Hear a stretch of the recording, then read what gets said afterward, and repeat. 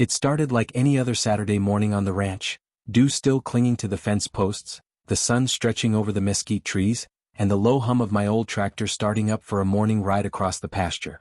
The kind of quiet, slow-brewed peace you only earn after a lifetime of hard work, a few hard lessons and a good cup of black coffee. That peace didn't last long. Around 9:30 a.m., a black SUV with tinted windows rolled up my private road like it owned the place. Two uniformed officers stepped out, all stiff collars and overconfidence, scanning my property like they'd found a cartel hideout. "You Jonathan Hale?" the taller one barked as he approached. "I am," I replied, arms crossed, watching my coffee steam disappear into the cool air. "We've received an official request from the Crescent Ridge Homeowners Association to remove you from the premises.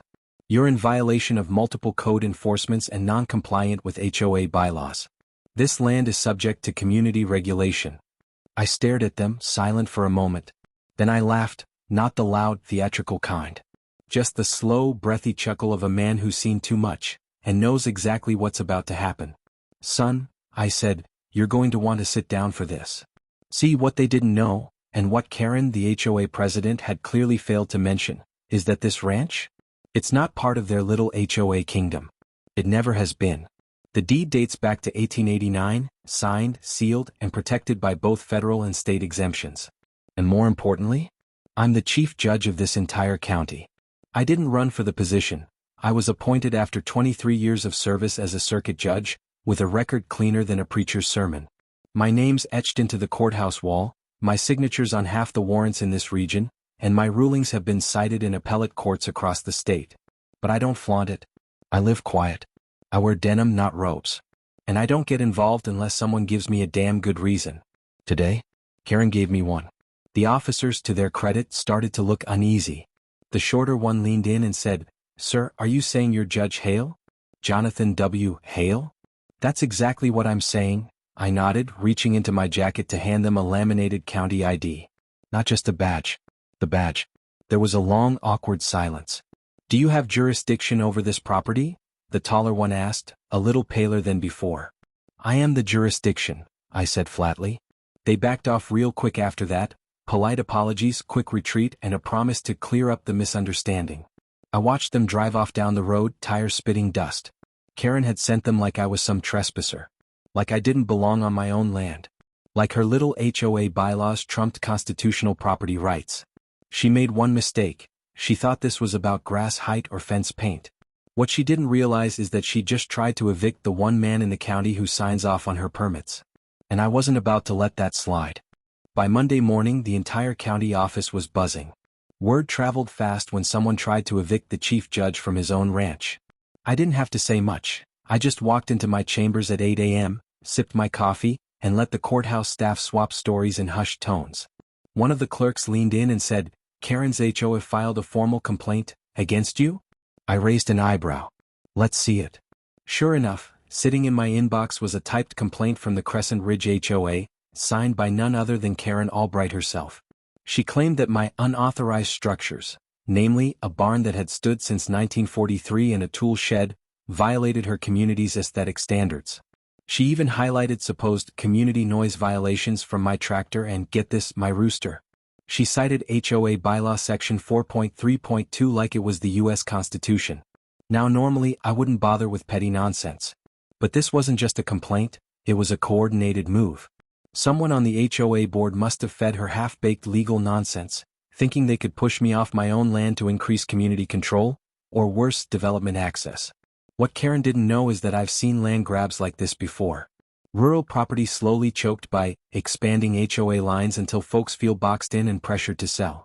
I've ruled against that exact tactic more times than I can count. So I made some calls. First, to the county property and land use office. I asked for a survey check and boundary verification. Within an hour, they confirmed what I already knew. My ranch sits completely outside the HOA jurisdiction. No encroachment, no overlap. Legally untouchable. Then I contacted the county recorder and requested a public hearing on HOA overreach and abuse of authority. Since I couldn't preside over it myself, conflict of interest and all, I passed it to a fellow judge on the East Bench who owed me a favor and had a bone to pick with rogue HOAs. Finally, I wrote a single-page cease and desist letter on county letterhead and had it delivered directly to the HOA office. It reads simply, Crescent Ridge HOA is hereby ordered to refrain from any enforcement action or legal communication against ranch parcel #2187B under penalty of civil liability and public sanction. Chief Judge Jonathan W. Hale. I knew Karen would lose her mind. But that wasn't even the best part. A few hours later, I received a quiet knock on my door. It was Deputy Reynolds, same officer from Saturday. He handed me a folded note. She asked me to deliver this. She's not exactly talking to law enforcement right now. Inside was a handwritten letter from Karen. Dear Judge Hale, I may have acted in haste this weekend. I misunderstood the jurisdiction lines and regret any overstep. I hope we can come to a peaceful resolution. No apology. No real humility. Just a scared woman realizing she'd poked the wrong bear. But it was too late for resolutions. Because now I wasn't just protecting my ranch. I was setting an example. Ask ChatGPT. The hearing date was set for Friday, and by Wednesday, Karen was in full damage control mode. She stopped walking her dog past my property. The HOA website was suddenly locked down. And one of her board members, a younger guy named Tim who'd always looked uncomfortable at her side, emailed me directly, requesting a private meeting to clarify boundaries and mutual expectations. I didn't respond. Instead, I let the process do what it does best: drag every skeleton out of the closet. At the hearing held in the county council chamber, the room was packed. A few dozen residents from Crescent Ridge showed up, expecting maybe a minor zoning discussion. What they got was a line-by-line dissection of HOA misconduct, not just toward me but toward several other property owners they'd quietly harassed over the years. Turns out, Karen had issued nearly 24 unauthorized warnings, levied fines without board approval, and even signed fraudulent compliance notices against properties not within HOA bounds, including mine. The judge presiding, my colleague from the East Bench, wasn't amused. Let me be very clear, she said into the microphone. The HOA has zero legal claim over parcel #2187B. Attempting to evict the owner, who also happens to be the chief judge of this county, was not just improper, it was borderline criminal. And I strongly recommend this board revisit its structure, leadership, and understanding of the law, immediately. The silence in that room was golden. Karen didn't say a word the entire time. She sat stiff, red-faced, gripping the arms of her chair like they were life vests. And when the ruling was finalized, a formal injunction against any future action toward my land and a forced audit of all HOA enforcement activity, she got up and walked out without making eye contact. After the hearing, several residents came up to me. One older gentleman from the neighborhood, Mr. Davenport, shook my hand and said, "We never liked how she ran things, but we didn't know how to stop her. Thanks for doing what we couldn't." I nodded. Sometimes the law just needs a little nudge. That evening I sat on my porch, the air still and warm, a glass of bourbon in my hand. Bandit lay at my feet, tail twitching in his sleep. Across the property line, the HOA's freshly installed sign, "Private Community Boundary," had been quietly taken down. Karen had learned her lesson.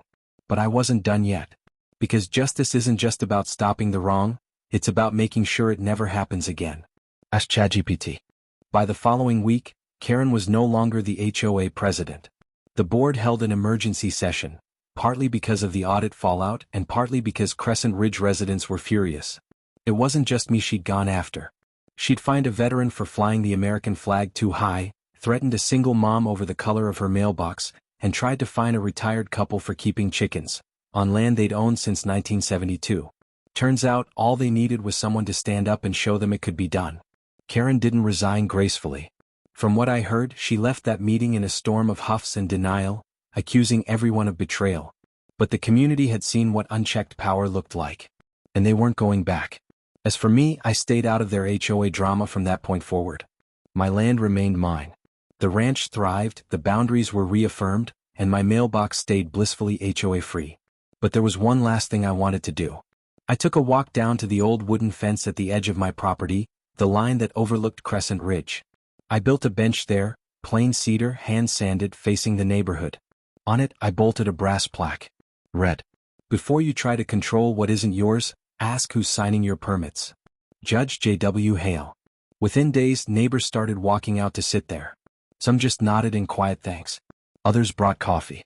One teenage kid asked me if I was the guy who beat the HOA, and I just smiled and said, "I'm the guy who reminded them of the law." Because that's the thing about power.